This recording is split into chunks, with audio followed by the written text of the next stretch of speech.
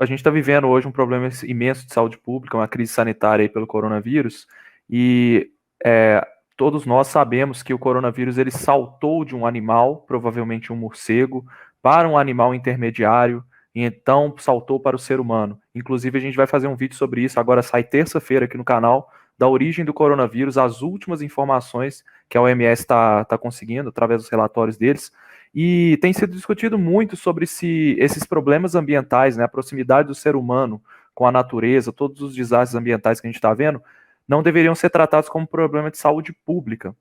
E qual que é a sua opinião sobre isso? A gente realmente está correndo o risco de ter problemas maiores por causa dessa aproximação? Bom, primeira coisa, nada do que a gente vai falar aqui se trata de futuro, se trata de presente e de passado também. Uhum. A pandemia de Covid-19, ela é uma pandemia que é um problema ambiental. Nós estamos vivendo nesse momento um problema ambiental, né?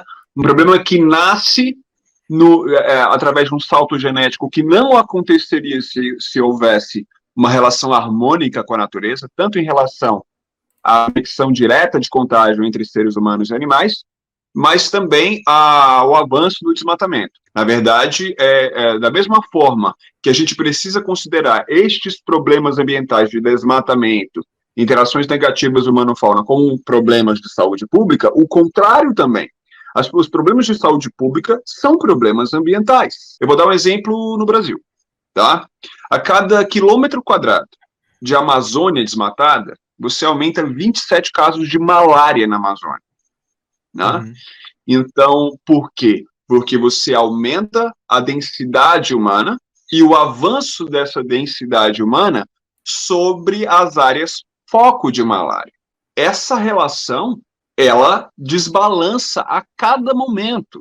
É assim com a malária, é assim com a dengue, é assim com a febre amarela. Estamos falando de doenças que matam na ordem de milhares, né? Na ordem de milhares no mundo inteiro.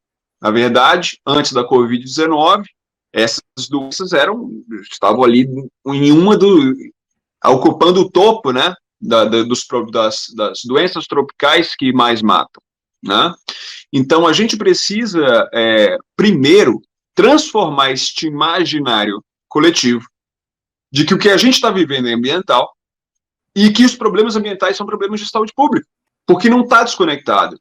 E a gente precisa também parar de falar isso no futuro.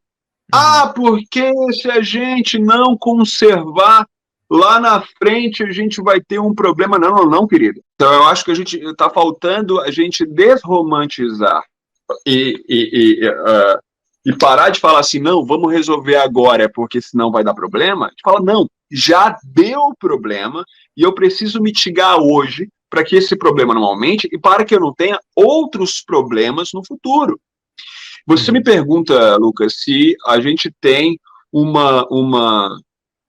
se esse tipo de relação, né, se esses problemas ambientais, eles podem acontecer no Brasil. Eles já acontecem. Primeiro são as doenças que já existem, que já infectam seres humanos, que já são conhecidas, como é o caso de todas essas que a gente falou, e que encontram novos espaços à medida que nós vamos desmatando mais ou interagindo mais negativamente com a flora e com a fauna silvestre.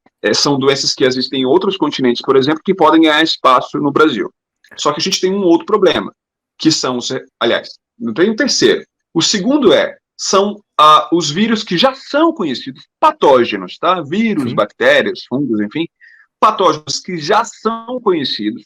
Nós identificamos os reservatórios desses patógenos, ou seja, populações animais que carregam este vírus, ou essa bactéria, enfim, esse fungo, e que pode passar para ser humano através de algum salto genético. Nós já identificamos, na verdade, centenas de patógenos nesse sentido. E você tem o problema número 3, que são os patógenos que não foram identificados, porque nós estamos num país que ainda precisa, aliás, vamos lá, o mundo inteiro, se eu pegar todas as espécies animais do mundo e colocar numa xícara de café, eu ainda tenho uma garrafa de 1,5 litro para encher de espécies que eu não conheço. Ok? E o país com a maior probabilidade de encontrar novas espécies é o Brasil.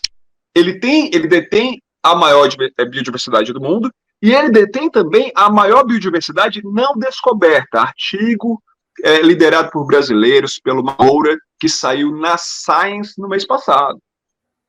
Tá? Então, se eu tenho essa diversidade que ainda não foi descoberta, eu também tenho, com certeza absoluta, patógenos que não foram descobertos, que não foram identificados.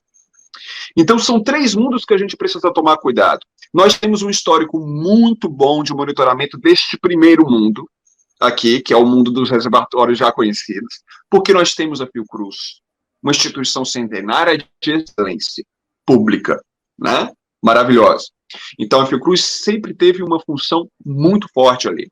No segundo ponto, que são os reservatórios que são identificados já, né? E que o monitoramento sobre eles já não é tão bom assim, mas pelo menos a identificação. Palmas de novo para as nossas instituições de saúde pública, como a Fiocruz, como o Butantan, né?